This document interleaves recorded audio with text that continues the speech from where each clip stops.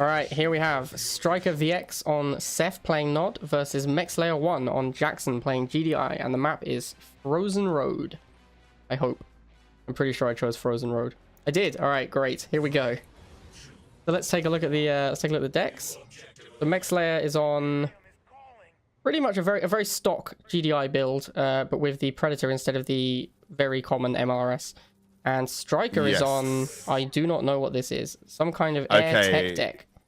Yeah, all right, okay. So the deck from Mechslayerone is like the Alicia Destiny Predator Kodiak deck. You win first missile, you go for the platforms. Sorry, you go with first missile, you build the Kodiak, and you just rush the base. It's a really obnoxious deck. It's very difficult to deal, especially if you lose the first missile. You can pretty much kiss your ass goodbye, unless you've got something like the Phantom, which Striker does have. But he's also got Cyborgs, which is really interesting because this is the Confessor Cyborg combination that used to be so powerful in the very early days of Nod Tech, and it had a slight buff.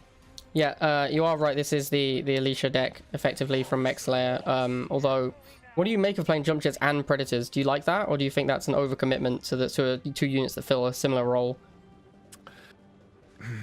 That is a really difficult question to answer for the very specific fact that they obviously have different counters. This Scarab doing work. That was a solid Scarab there. But he is losing that first missile, and look how much Tiberium Mechslayerone is floating. This actually looks like, oh, there's the Kodiak already before first missile. This is going to be horrible for Striker. I actually think that this deck of Strikers is very weak to Pitbulls.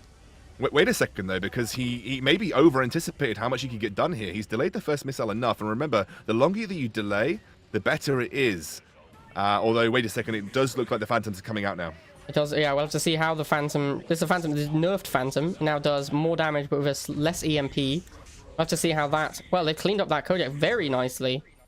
Yeah, I think that was maybe over-anticipation on the Kodiak. I think he thought that he'd absolutely guaranteed that missile, but Striker delayed it for just enough time to allow himself to recuperate and pick up the Tiberium needed to go for that Phantom. And actually, this is going to be a pretty solid ask to build up that same level of Tiberium and then go for it again, knowing that we have double Harvesters working very nicely and the fact that the Cyborgs are out now. Yeah, I don't believe a Kodiak is going to get the job done. It didn't even deal 1/4 of the base damage, so if another Kodiak comes out and does the same amount of damage again, it still won't win the game. Do you think Mechslayer overcommitted making this this Kodiak? Well, it's how the deck works, right? So like that is absolutely how the deck is supposed to function. I just think he went a little bit too early on it. I think if you look at these decks, I would have favored Mechslayer going in because I believe that Striker is going to really struggle with Pitbulls. And then Mechslayer should just be able to take both missiles by just making a bunch of Pitbulls. I think instead he's gone too much on this Kodiak, and as you can see, the Cyborgs are just making short work of it. And it seems very difficult for Mechslayer to get back into this one. I actually think one of his major issues was that he focused too heavily on the Harvesters. There was plenty of time in the early game where the missile just wasn't charging at all. Yeah, you're absolutely right.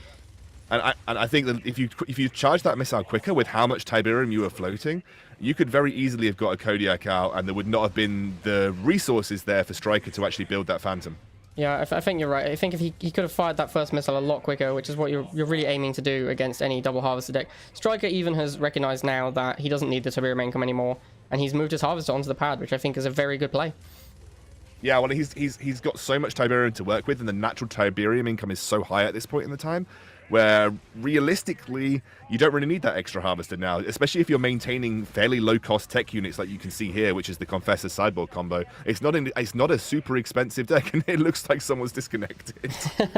That's the second time we've got that message. I'm not sure who it is having troubles, but all right, that's this game for Striker. I think that this Kodiak just didn't do any work against Striker's deck. It just wasn't like Striker's deck is all air and infantry. It made no sense to even make a Kodiak.